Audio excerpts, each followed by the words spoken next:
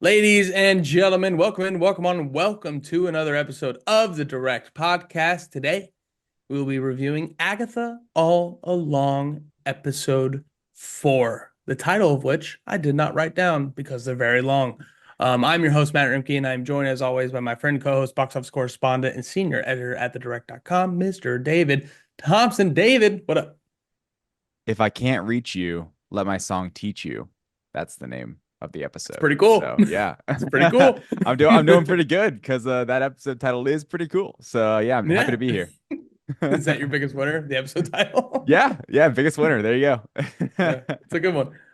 We are not alone. We are here with a third chair here at the Direct Podcast. We are joined by one of the biggest machines over there at thedirect.com, not named Richard Nevins. You know him, you love him. He's been on the podcast. And if you've been subscribing to our Direct Extras YouTube page, the star of that page, Mr. Russ Milheim. Russ, thank you for joining us. Of course, of course. Happy to be here. Yeah, Talk we're all about happy to have Agatha. you. Agatha. It was Agatha all along. Did you know? Apparently, that's what it says. It was Aubrey Plaza all It along. was That's what it real all was. along. Yeah, that's what I was gonna Yeah. say. We are here, Agatha All Along, episode 4. You know the starting lineup. The cast isn't changing much episode by episode, which is new-ish, I feel like, with the Disney Plus show. It's kind of sticking with the same core people, not a lot of new characters as we move along, which I find interesting. Let's dive right into it, boys. Overall thoughts, Russ Milheim, our guest, our friend, our buddy, our pal. What were your overall thoughts on Agatha All Along, episode 4? Well, I think it was the strongest episode of the bunch. Wow. But I also don't, I'm not in love with the show, so it's not like Sure. super high praise, but I do think it was the strongest. Um, and it took a while to finally get into like what it actually wants to do. But now it seems like we're actually arriving to what it really wants to dive into, which is good. Hmm.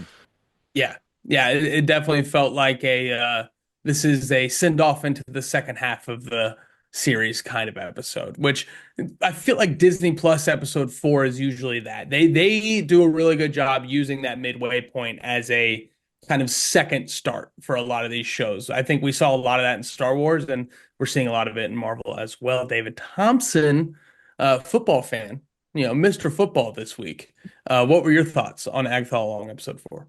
Yeah, so it's funny, newfound perspective after what Russ said, because I do agree in the sense that at the end of the episode, it's like, yeah, we are kind of moving into maybe like a different, more serious and interesting direction. But I did not enjoy this episode at all, really. Like I found myself bored. I found myself, I think, the most bored because, and Matt, anyone who listened last week or watched on YouTube, you guys know, based on my criticism of episode 3, which was, I don't want this to become a let's go to the house every episode and figure out the solution. Exactly what happens. And I know I'm sitting there watching and I'm like, Matt's gonna love this. I'm gonna hate this. Here we go. Yeah. So anyway, it happens. There were some bright spots. There were some bright spots, but while I agree with Russ in the sense of like the ending was getting us into a spot where like, all right, there is some excitement for what's going on. And it gets a little bit more serious in terms of like, okay, like let's get into the meat of this situation and these characters. It was my least favorite episode. I just felt like I didn't feel the stakes even after the death in episode 3. I just didn't feel the stakes at all, and just kind of the function of the working through the house and everything like that. It just wasn't really totally for me. So Matt, what did you think? Another house, another era, another spell and curse to break. hmm Another spell to be bound. So much excitement. So yes, I understand the criticisms of excitement. This is a it's a Monster of the Week show, and those can be very hit and miss because Monster of the Week works when the quote unquote monster is an interesting vehicle that you're using, and if it's not interesting, it seems repetitive and redundant. And what's the Super Mario review, David? Rote? Is it Rote, Rote? yeah. It feels a little rote, the greatest review of all time.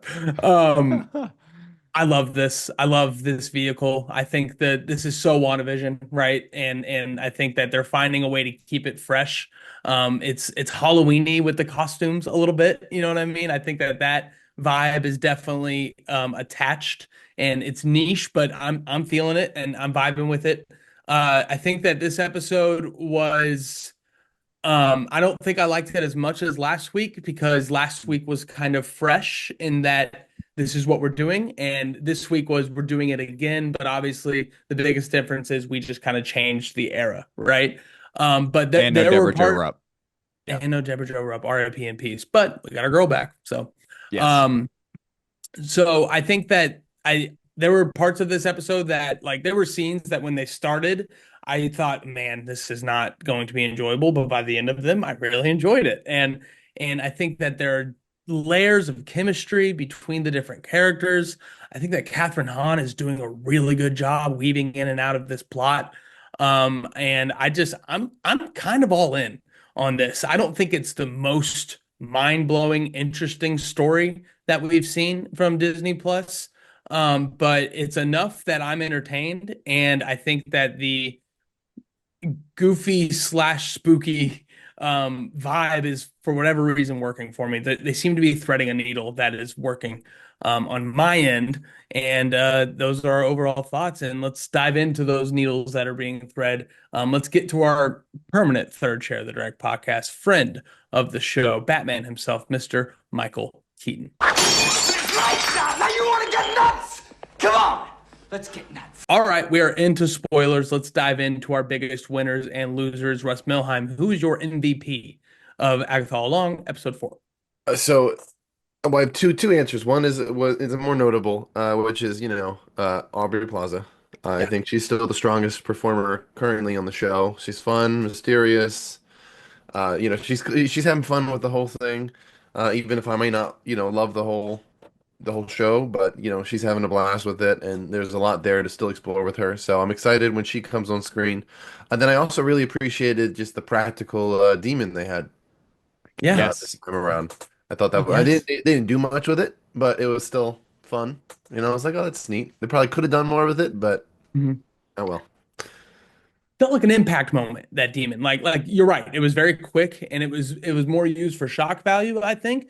But I think they putting it right in the middle of the song, I think added this like this a video game like. You know what I mean? It's like when you're playing a Yeah. video game and like you have to uh whoever you're fighting in a video game only pops up at certain points and you got to get in there It's like playing and Rock Band and then a demon showed up. Yeah.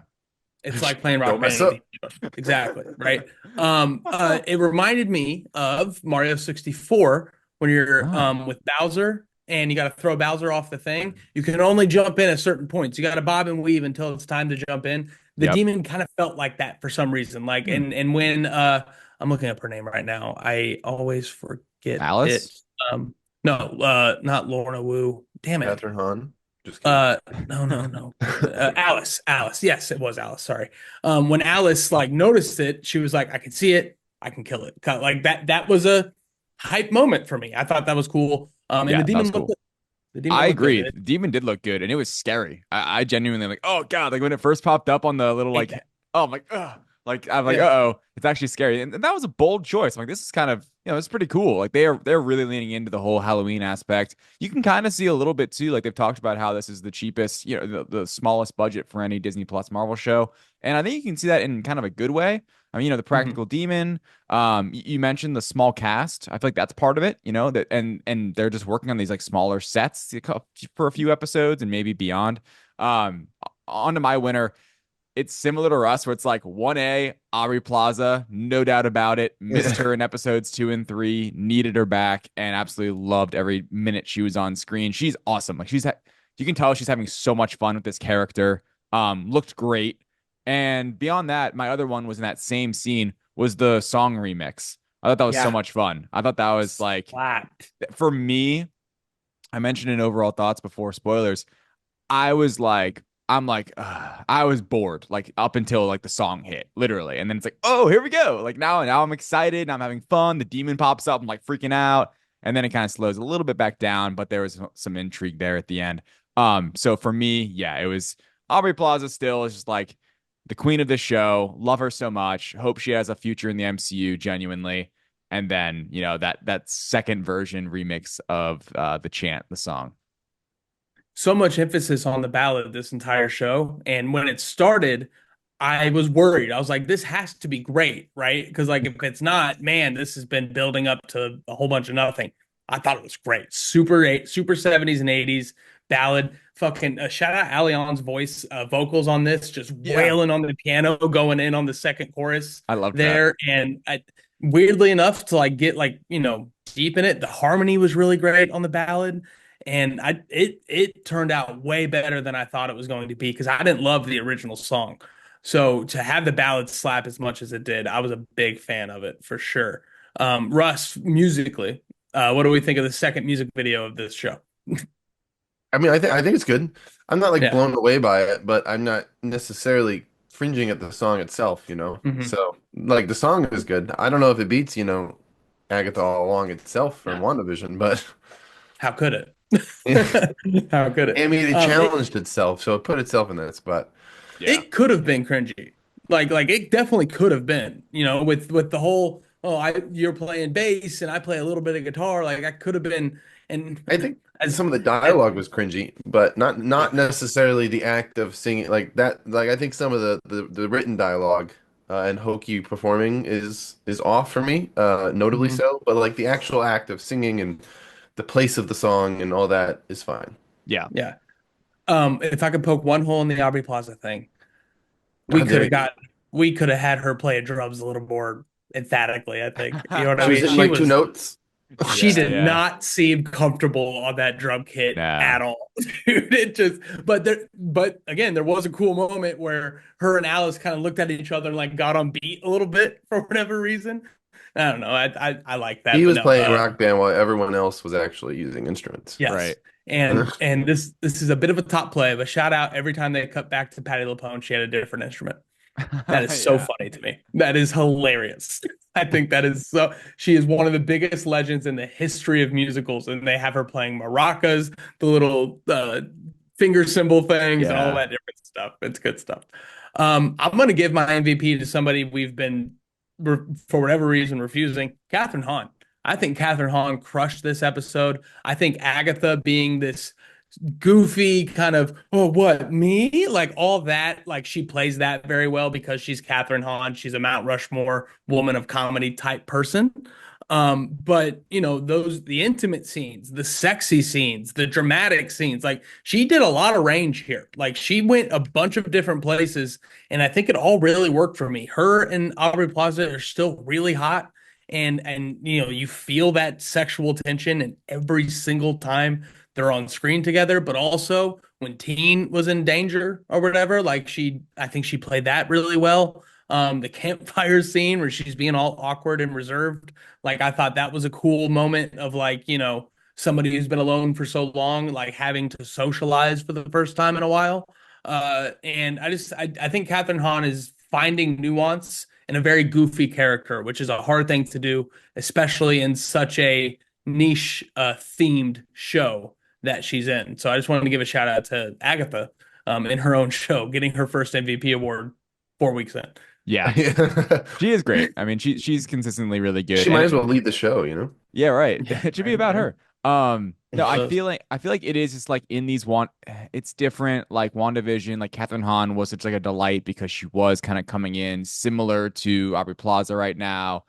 But then it's like Elizabeth Olsen in that series is so phenomenal just because of like what I mean, she was and not to be like comparing like these two performances necessarily, but Elizabeth Olsen had so much she had to do and give in WandaVision compared to Catherine Hahn so far. But I did enjoy the moments. I think specifically on that MVP in this episode, her moments between Teen at the end, with Rio at the end, with Rio just the entire time. Like once again, those two together, electricity, Magnetic.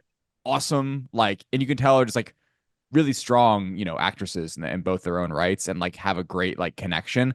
And yeah, I mean that to me, just while we're still here in MVP for a second, on the entire show so far, that has been my biggest strength is Aubrey Plaza, Catherine Hahn, and then Joe Locke as well. Like and basically like Agatha being in the center of that like Venn diagram and like how she plays off of those two characters.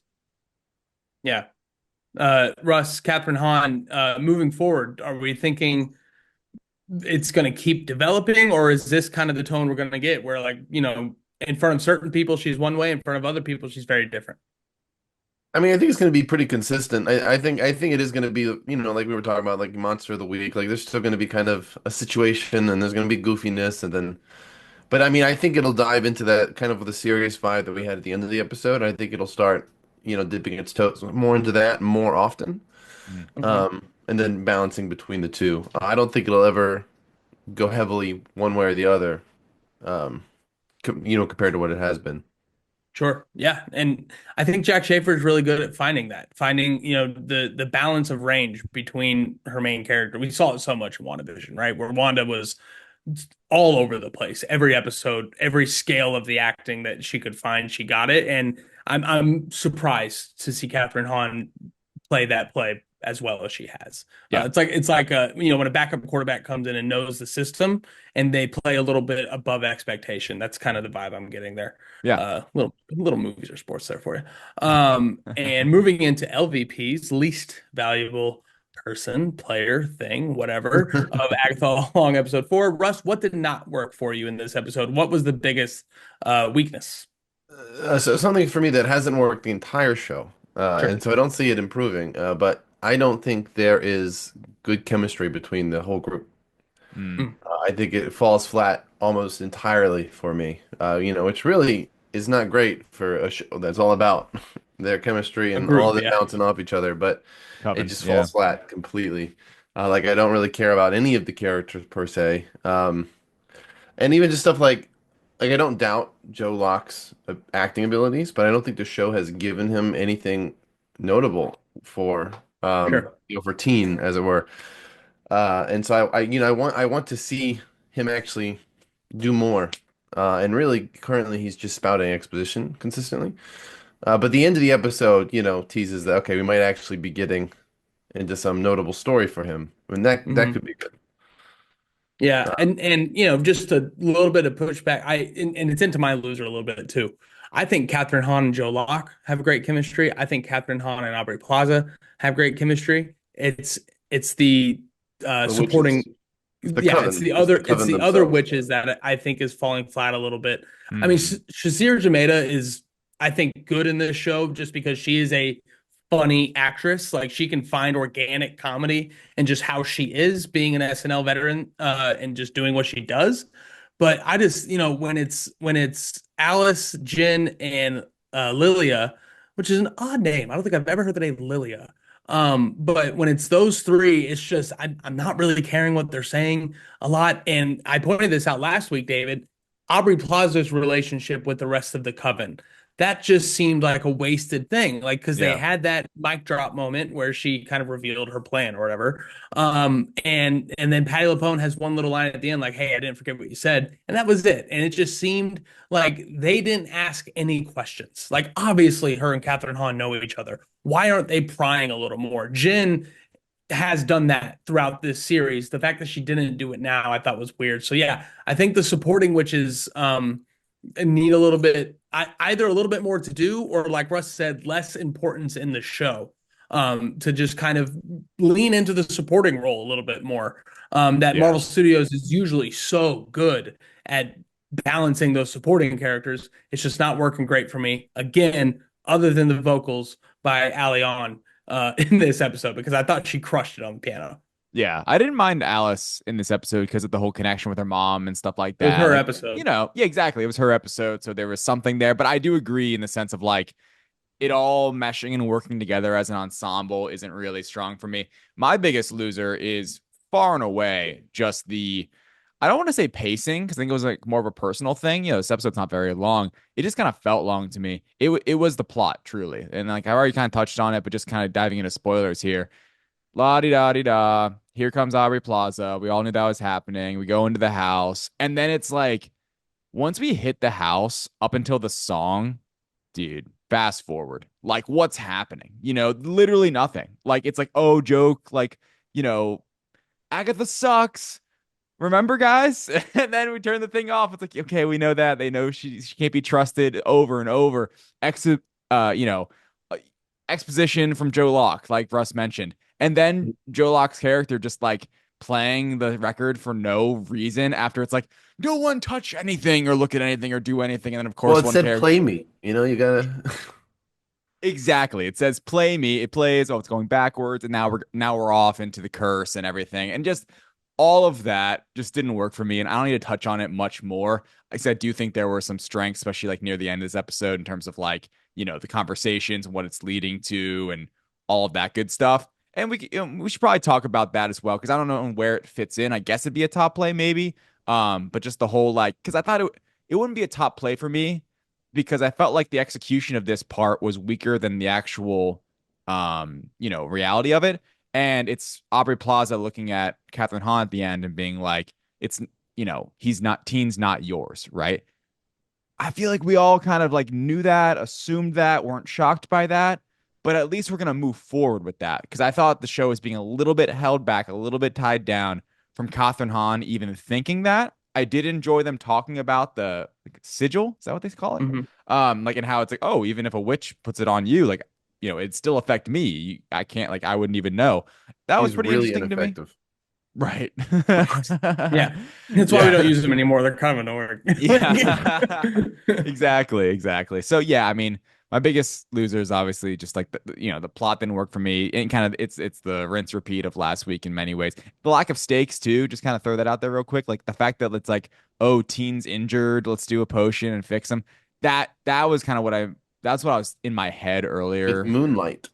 Yeah, moonlight, water. I mean that, they gotta do the witchy stuff, the witch's brew of it all. But in general, I didn't feel the stakes of that moment at all. If you're supposed to, it's like it just didn't work because he popped up 5 minutes later and is talking about the sigil with Agatha. And it's like, all right, like you're trying to make me think this character like was about to die. That was just kind of a little weak for He'll me. forever be known as Teen. We're actually not getting his name. He's Teen, gonna yeah. die by the end of the show. Yeah. It's possible. It's Only a few weeks uh left.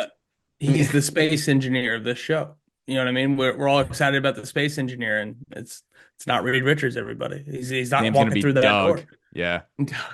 Doug. Ralph Boner. No, I think that moment specifically with Teen, like that 7 minutes or whatever, where that was like the dramatic part of the episode, that is where it leaned more away from Monster of the Week. I like that we're using this vehicle again. So that felt rinse and repeat. We did that last week. You know what I mean? And we know Teen's not going to die, so it didn't have when Deborah Jo Rupp went down, we were all like, "Oh shit, they did it!" Like it didn't work, right? Yeah. That moment was definitely a low point for me. In that, it just that is where it felt like we were just doing the same thing again. But I think that with the sigil and Aubrey Plaza being back, adding more context to everything now, I think those are kind of the stakes, right? Like the mystery of Teen, and now Catherine Hahn doesn't get to pull all the strings now because Aubrey Plaza is in here tugging those strings a different way than maybe she would want them to go.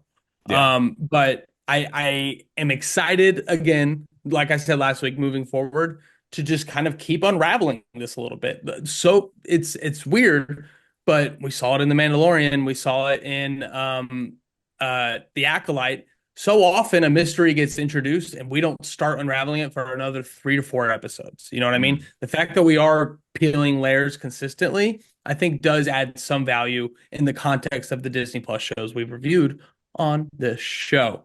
Moving into top plays. Russ Milheim, were there any moments, small little parts of this episode that stood out to you?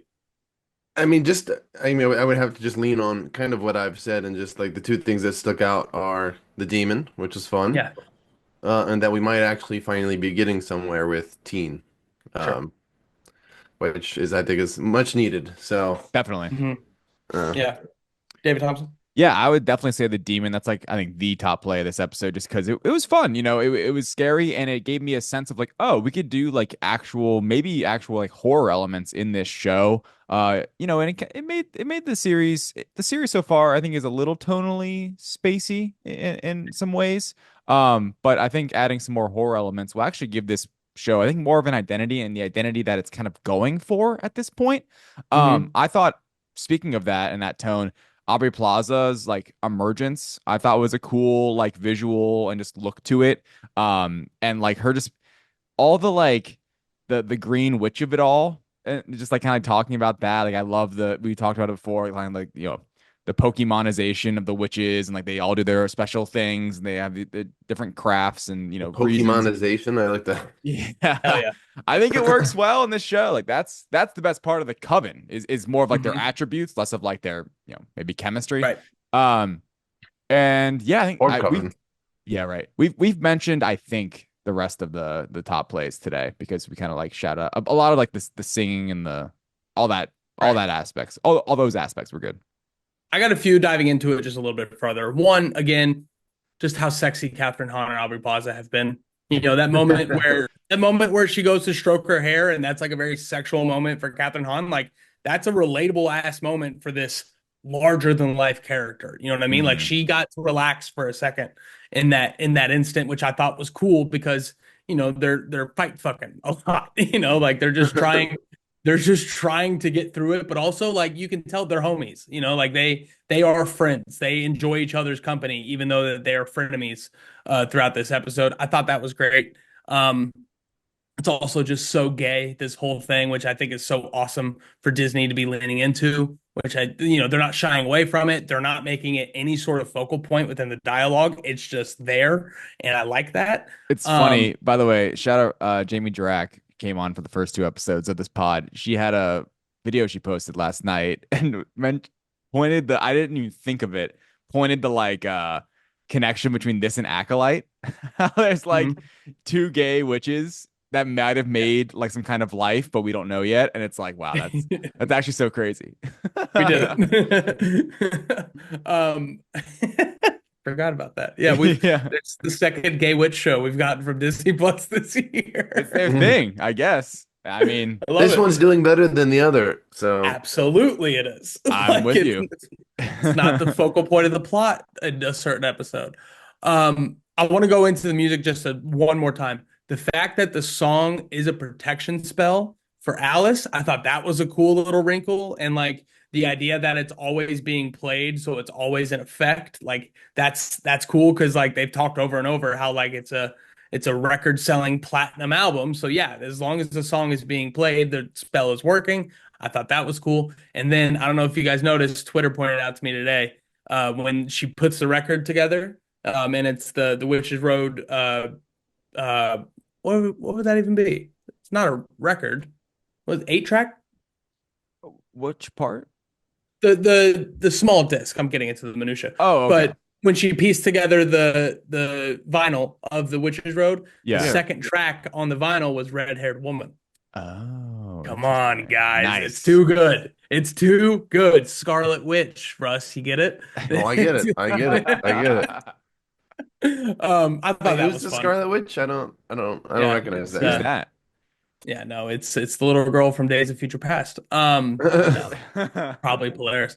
No, I just thought that was a fun little wrinkle. Anytime Wanda is involved, I get excited. Yeah, But and I think that'll probably continue throughout the series. I mean, you would think not to get into like, and we don't need to get into like spoilers for future episodes. We don't know, teen, this, that, the other. You would think with this whole like Joe Locke situation, we will maybe get more connections to Wanda.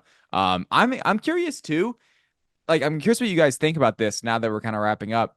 Do you think we're going to be on the road the entire rest of the series? Is it like the penultimate episode we get off? Are we like, is it the whole thing? One thing I noticed and, made me a little nervous for next week. So there was Jack Schaefer directed the first two episodes, the two I like most. Rachel Goldberg directs 3, 4, and 5. So I kind of feel like next episode actually could be, a similar vibe to this one and previous weeks. And then it kind of goes off a little bit more. So, I'm just curious what you guys think, like moving forward, like how long are we going to be actually on the road? I think everyone in the cast is going to get their own little right. focus as a point. Like everyone that is participating in the road will get their own focal point, like challenge on the Mm, road. And yeah, and then probably by the finale, that'll be when we get off the road or whatever twists Mhm. happen, off the and road. then we can shift the story to however it concludes. But Yeah, all of them dead. Agatha standing Yeah, alone at the end.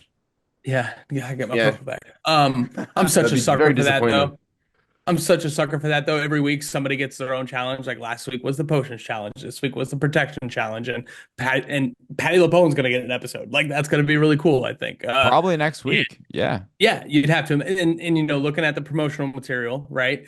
There's two like themed scenes that we haven't seen yet. It's the Wizard of Oz episode, obviously, which I think is going to be awesome. Like you can't talk witches without talking Wizard of Oz, and I think that that's cool. And then there's that Black Mirror-ish episode where it's Catherine Hahn and Teen kind of like in a room together, like doing some mind shit. Mm. So, I based on the director thing, we're doing the Mandalorian exercise where we see, Yeah. well, this guy directed this episode, and Peyton Reed directed this bad episode, and then this other bad episode. I think that, yeah, definitely next week we're gonna have another house, another theme. I hope it's Wizard of I Oz hope it's next not a week. house. I hope it's something different, but Sure. Castle. Dude, and David, they even pointed it out to you, man. Like, nope, we're not going to that house. We'll go around it, we'll go through it, we'll find another way. They turn around. There it is again. Yep. I know that was slapping funny. you in the face with it. Literally. they're like, no getting around it. Sorry. Yep. Yeah. Yeah. Got to do it. By Um, the way, quickly before we get off of Patty LaPone's character. So speaking of like, what her trial could be, her witch thing is like if you remember, it's like divination and like fortune teller. Premonitions. Mhm. Yeah, that sounds interesting. I wonder like what Yeah. that would look like, It's like They're could gonna we tell us how Secret Wars unfolds. Oh, there we Sure. go. Yeah, Nice. she's gonna see the was future, and she'll be like, Thor I have to crying? prevent this. You imagine Uh, the answer why Thor's crying in Agatha All Along? That'd be awful. Well, if you remember, Wanda spoiled Infinity War for us in Age of Ultron. Witches be spoiling shit. What aspect? Nah, when she gets into Tony's head and everybody's dead, Yeah, true. and she does her first smile, and it's fucking electric. Oh, and then the title card comes up. She is so good, man. That movie is She so good, man. That People, movie is so good. it's I excellent. love it. I enjoy it more than most. There's a lot of people that don't like that at all. I I'm know like, it's really become the most it's underrated. Flawed. It's Yeah. flawed, but it's still really good.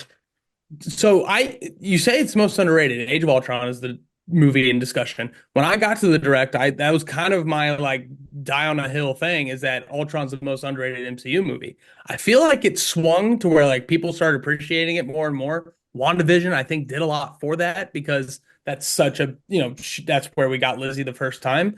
I had moved it to Guardians 2 as most underrated MCU movie Oh, I because still don't love to. Me too. people hate that I'm with movie, Russ. man. I don't Yeah. get it. I don't. I don't not understand good. how that's not this beloved.